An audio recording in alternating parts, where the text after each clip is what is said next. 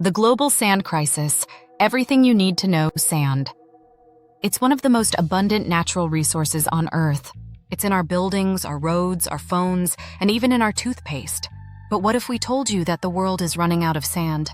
In this video, we'll explore the surprising and alarming story of the global sand crisis, what it is, why it's happening, who it affects, and what can be done to stop it.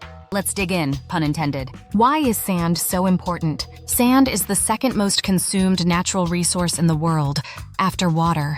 It's used in construction, concrete, asphalt, cement, and glass all rely on sand. Electronics. Silica sand is a key ingredient in microchips and solar panels. Land reclamation. Countries like Singapore use sand to expand their territory. Everyday products, toothpaste, cosmetics, paint, and cleaning supplies contain sand-based materials. Globally, we use over 50 billion tons of sand every year. That's enough to build a wall 27 meters high and 27 meters wide around the entire planet, annually. Wait, how can we run out of sand? Not all sand is created equal. Desert sand, like the kind found in the Sahara, is too fine and smooth for construction. The sand we need, the gritty, angular kind, is found in riverbeds, beaches, lakes, ocean floors. This sand is disappearing fast due to over-extraction. Sand is being mined at a rate far faster than it can naturally replenish, and in many regions, sand mining is unregulated, illegal, and destructive. The rise of the sand mafia. In some parts of the world, sand mining has turned into a dangerous black market industry. Countries like India, Kenya, and Indonesia have seen the rise of so-called sand mafias, criminal networks that illegally mine sand and violently defend their territory. These groups have bribed politicians and police, killed journalists and environmental activists, destroyed ecosystems, exploited laborers, including children. In India alone, hundreds of people have died in conflicts related to illegal sand mining. Environmental impact of sand mining. Sand mining causes massive environmental damage. Riverbank collapse. Removing sand destabilizes riverbeds, leading to erosion and flooding. Habitat destruction.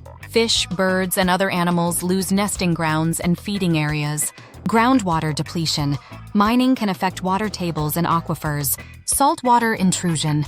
In coastal areas, sand removal can lead to the encroachment of seawater into freshwater zones.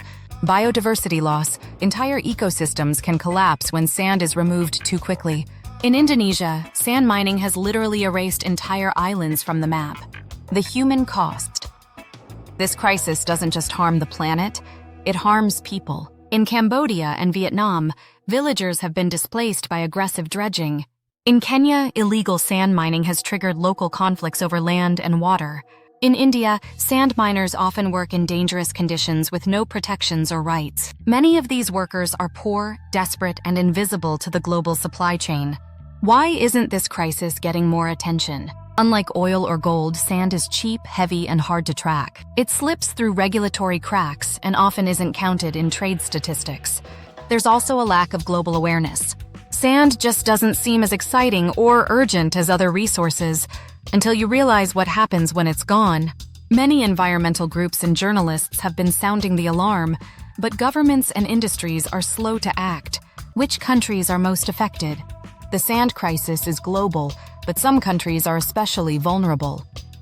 India. Rapid urbanization fuels huge demand, with over 8% of the world's sand used in India alone. China, the world's largest consumer of concrete and sand.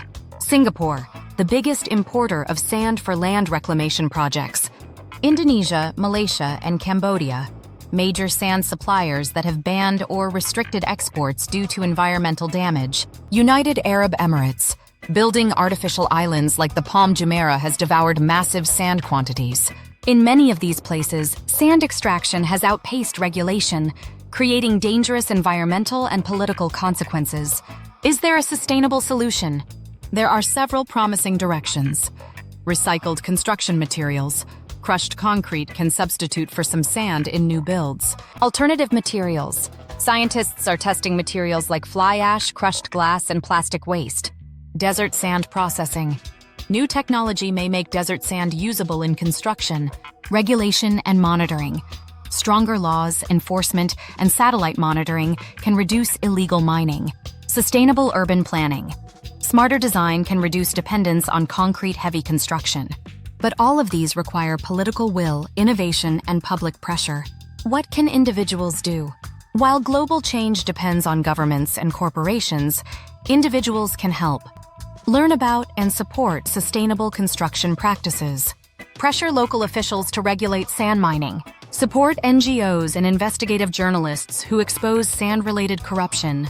Reduce personal consumption by recycling building materials and supporting green urbanism. Awareness is the first step. The future without guardrails. Without urgent action, the sand crisis could lead to scarcity of affordable housing, increased flooding and erosion, intensified geopolitical conflicts over sand-rich areas, loss of wildlife and natural defenses like mangroves, forced migration due to environmental collapse. Sand may seem insignificant, but it's foundational to modern life.